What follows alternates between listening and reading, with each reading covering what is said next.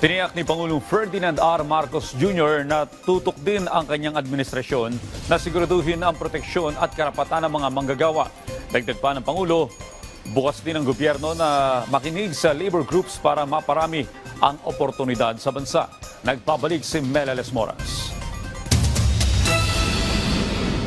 Tiniyak ni Pangulong Ferdinand R. Marcos Jr. na mananatiling protektado ang karapatan at kapakanan ng mga manggagawa sa bansa. Nakapulong ng presidente ang iba't ibang labor groups sa Malacanang.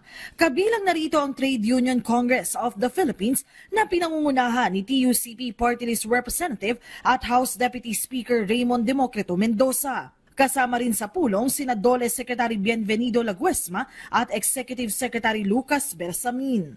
Ayon kay Pangulong Marcos, patuloy ang suporta ng gobyerno sa bukas at makabuluhang usapan para maparami pa ang oportunidad sa bansa, matiyak ang sapat na sahod at masiguro ang magandang bukas para sa mga Pilipino.